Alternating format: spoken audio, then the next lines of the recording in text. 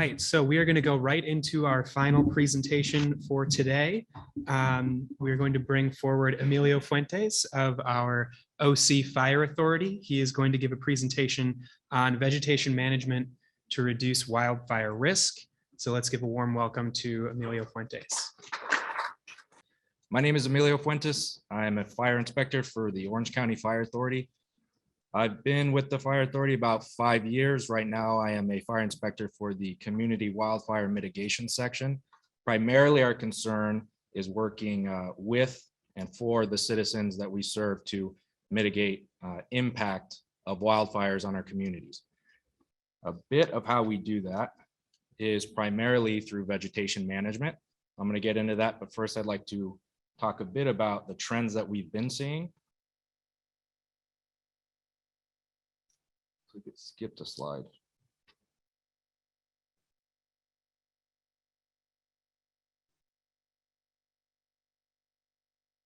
This might be out of order, so I'm going to do the best I can.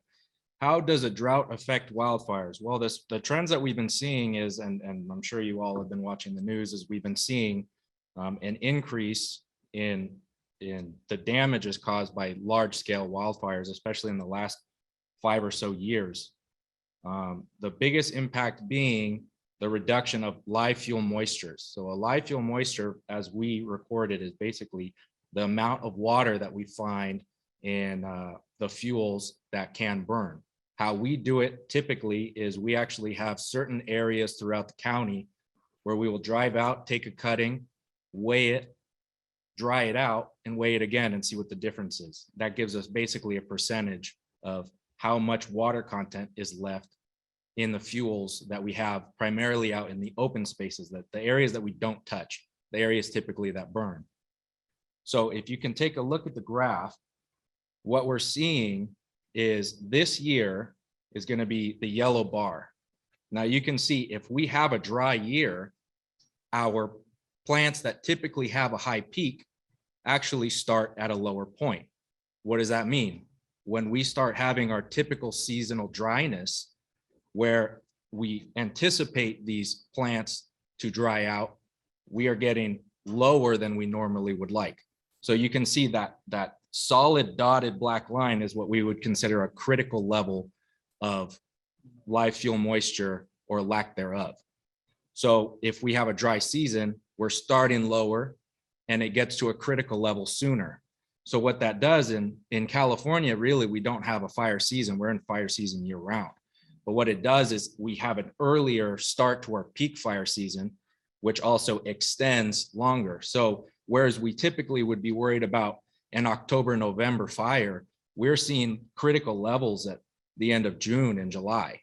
So we, this year, for example, have had a record number of fires, a record number of acreage burned, and honestly, we're running out of personnel to go and fight these things that we have been sending out people on strike teams up north and in Central California. So as you can see, this is just a quick list of the 20 largest California wildfires that we've seen. If you take a look at the top 10, 8 of those have been in the last 5 years. So we're unfortunately seeing a trend where we're having large scale wildfires in and out of our typical season. And there's really just, unfortunately, there's not a good way to manage it. You know, nature's being nature right now. So you can see even we have in our own backyard, just 2020, we burned almost 40,000 acres. I'm sure most of you remember, because it came right up over the hills, we had 2 separate events.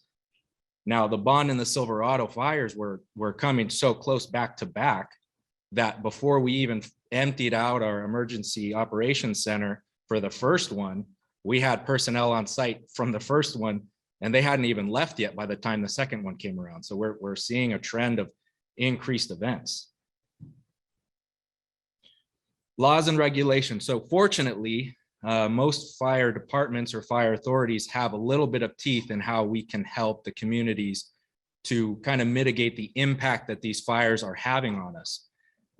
Like I was saying, that the live fuel moistures, you know, if we're seeing a decrease, the moisture has to be gone for the fire to spread. But if there's little to begin with, the fire can spread a lot faster than we can anticipate. mix that with dry conditions and the Santa Ana winds, and you have a heck of a force to be reckoned with. So we have CAL FIRE. If you take a look at the map, that's actually CAL FIRE has designed a map of what we call the fire hazard severity zones, the red being the very high, orange being high, and yellow being moderate. So you can see a lot of Orange County is actually covered in very high hazard severity zones. So they've given us a little bit of teeth through the government code and the public resource code, as well as locally adopted codes and ordinances. We have the ability to go out and kind of enforce vegetation management standards. And that's how we kind of do it on our end for the prevention standpoint. The two biggest tools that we have for vegetation management are fuel modification and defensible space. Fuel modification being something that we can actually blueprint into a community or a single family home or a structure before it's even built. So as we are submitting plans for fire sprinkler systems, fire access, fire hydrants, this whole building has fire sprinklers. At the same time that those plans are being submitted, we also get a fuel modification plan, which is basically a prescriptive planting plan that we can control the types of vegetations that being planted around a structure. Most of these, we use a specific plant palette that we find successful in a wildfire threatened area. The primary function of these being to slow the spread of a fire, reduce the direct flame and the radiant heat, and improve the chances of survival of the structures and the communities. If you look at it, what we break it into is kind of like an A, B, C, and D zone. A zone being primarily first 20 feet around a structure. That gives us a nice flat, specifically planted area where if your structure catches fire, it gives us some breathing room to get in there and fight it adequately. Aside from that, the B, C, and D zones, B zones being mostly irrigated, and that's where you start seeing your, the stuff that people want to see, the good looking plants and, the well-maintained, well-watered plants. And then the C and D zones primarily is just the start of a discontinuation of the naturalized open space. So it's just, we see the same kind of plant materials that you would see out in an open space, but we start thinning them out. We remove the dead and dying. We maybe add some horizontal separation so we're not getting one continual fuel source leading all the way up to the structure. And then hopefully, if we can't get to a house because we're busy with 20 or 30 others, it provides some passive protection for your home so that you guys can get out, get going, and hopefully, the plan that you have put in place that we've approved and you've maintained is going to be doing the job for us. So a fuel modification plan is something that we have on file, a blueprint of, and we know exactly what you're going to be planting, where you're going to be planting. That's a little more stringent. Let's say you have an older structure or something that wasn't originally designed with a fuel modification plan. We can implement defensible space. That's 100 feet or to the property line. And what that is vegetation management of what is currently there. Now we can give plenty of recommendations. That's why I honestly do love coming and hearing from everybody here, because this is, when I go to work, I have a specific directive, so I don't get as much time to come and speak with everybody, the industry leaders and the people that I work around and not necessarily with. I like to hear how, you guys are doing the irrigation or the planting, or, what kind of plant species you guys are seeing success with, or even if you can, like we just heard, what does the community want to see, but what are their options for if we can't give them something like, a palm tree in their backyard, could we give them an oak, something like that. So with the defensible space, you're not necessarily getting an exact planting plan, but we're working with what's there, and we can make recommendations for removing undesirable plants that don't do well come fire season. And then again, creating horizontal vertical separation. So let's say we get a fire that's a mile away.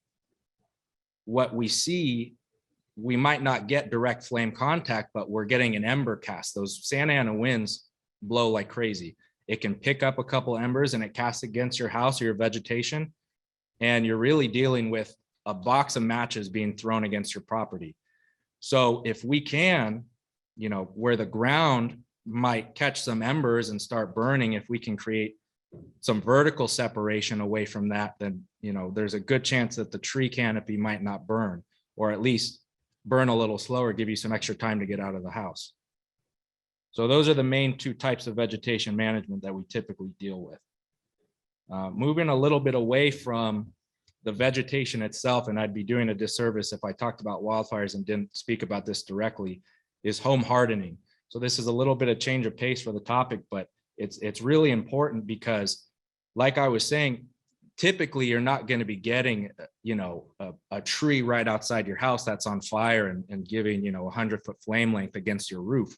You're going to be getting an ember cast, or you're going to be getting some sort of intense radiant heat. I don't know if anybody's driven by a car fire or you know, been out there when we are on fire in the hills. It gets hot, and it gets hot quick, and it's hard to stand. So if we can get ahead of it and improve the structure itself, we can give ourselves a lot better chance of avoiding some sort of structure fire.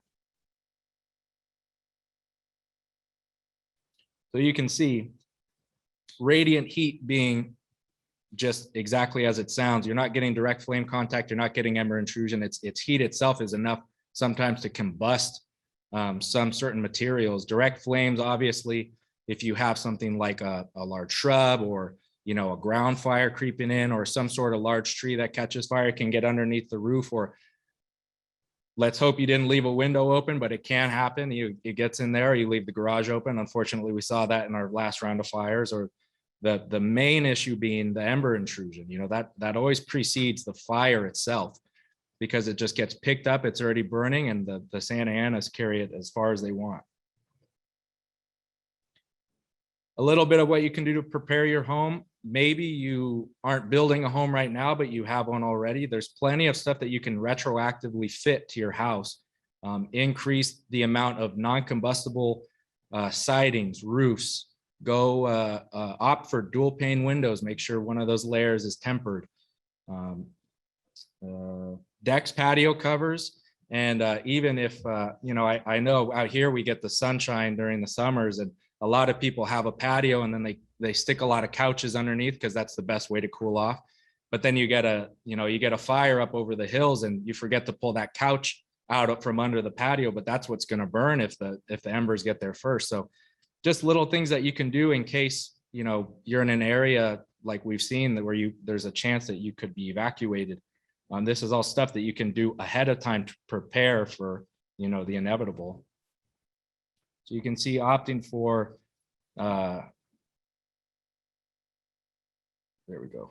So changing your vents, changing your roof when it's time. This isn't stuff that we recommend that you go out and spend $20,000 on right now, but, you know, maybe next time you take a look at your patio and it's getting time to maybe replace a deck or something, you know, opt for non-combustible features. Take a look at the state CAL FIRE website. They have plenty of good recommendations of how to upgrade or update certain features of your home. Our website as well, which we're back in the corner. I'd really like if you guys came, if you have any questions afterwards, to stop by, and we have plenty of take home material as well as you know, the website. The home ignition zone is another piece that I really like to focus on. It's just the first 5 feet out from the structure. So if you get an ember cast and it blows up against your stucco siding, probably not going to catch it on fire, right?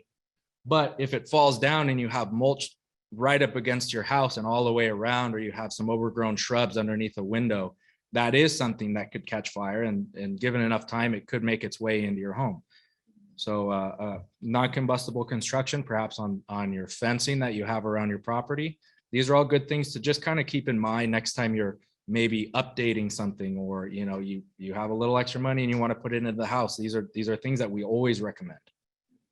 And just to drive home this point, if you take a look at this graph, speaking back to that CAL FIRE map where we discussed fire hazard severity zones, the very high, if you take a look, is significantly less impacted based on this data than the moderate and the high. Why is that? It could be because we do a really good job of enforcement on the vegetation around those homes.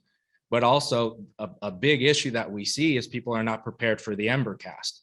So these homes, perhaps they left their garage open when they left, or, they never updated their vents, and it made its way in and it landed on, that box where you store your old clothes that you never get to. So these are all things that maybe up front, it doesn't seem like such a big deal, but once, push comes to shove and it's time to leave, this is stuff that we really like for people to think about, consider ahead of time.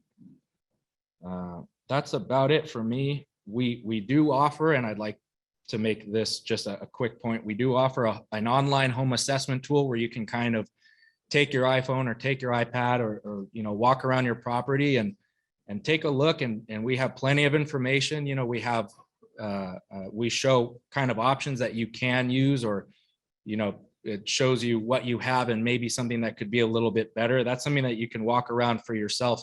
Or if you feel like maybe you'd like a little bit of a hand, that's something that we offer is myself or another inspector. If you call our office or you make an appointment online, we can actually stop by your house and take a look at your vegetation and take a look at, your vents or your eaves or anything else that you maybe feel a little bit uncomfortable with. Maybe you had an experience of an evacuation this past year and you want to, see if there's anything you can improve on. Even if you have everything dialed in, we'd love to come and take a look and maybe, just see, and perhaps you can show us something that we can take to the next homeowner. We learn just as much as anybody else doing door-to-doors. So we have it, like I said, the booth in the back. All this can be found on ocfa.org, or come take a business card. And if you have any questions, shoot me an email. I'd love to help. Any questions? Yes.